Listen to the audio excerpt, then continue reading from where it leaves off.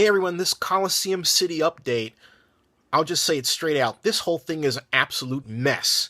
And all the meetings that were held last week aren't getting this to the point where it's getting better. In fact, as of Friday, the Raiders still believe that they're being ping-ponged, as Mark Davis once used the term, between the city of Oakland and the county of Alameda. And I might add, he's right, because according to reports, the county of Alameda, and this is according to Inside Bay Area, met with a competing group on last Tuesday, a day or so before the exclusive negotiating agreement time period was running out that was given to Floyd Gephardt and his group.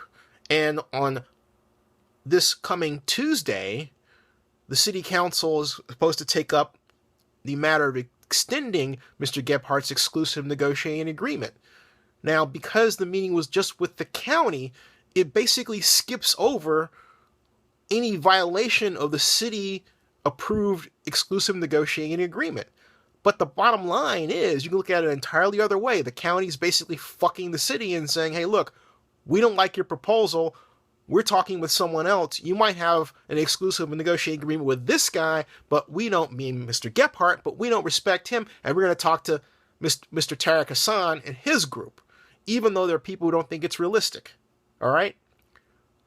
The simple fact that I've said all that proves how disjointed, disorganized, and unnecessarily complex this entire thing is.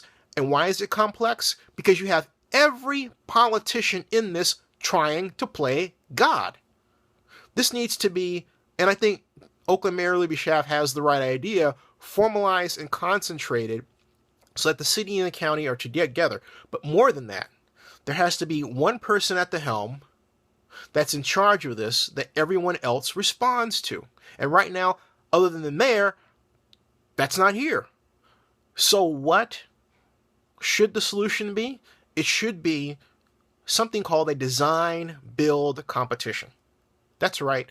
This is how this design-build competition would work. The city and the county, through the JPA, would get together. They would put together a set of essentially specifications, the amount of land to be used, the type of structures they want built, the estimated cost of those structures, the estimated revenue throw off of those structures, and what the city and the county can finance in the way of infrastructure improvements that would allow the project to be built. But it would leave something open-ended such that each developer could fill in his or her own unique financing plan and take based on that foundation established. Understand? Then each team would form its own land use plan, its own set of models, and its own budget, and its own completion timetable. And all of this would be subject to a public debate and presentation, and the public and the elected officials and the Raiders and the A's would vote and pick the winning development team. This would, in its process, because of the attention and the involvement it would receive from the public, and the fact that it's a competition, which means what? Which means you get to one person, which means you get to a winner, would automatically formalize this process, clear out all this BS, and get us to proposals that solve the problem of financing, of land disposition, construction, costs, timetables, appropriate design for the Raiders and the A's and the Warriors, and the ultimate point of what this will look like so that the public can get its mind around it and get excited about it beyond just a handful of people. But right now, there are too many cooks in the kitchen. The county of Alameda is behaving most inappropriately and most uncooperatively.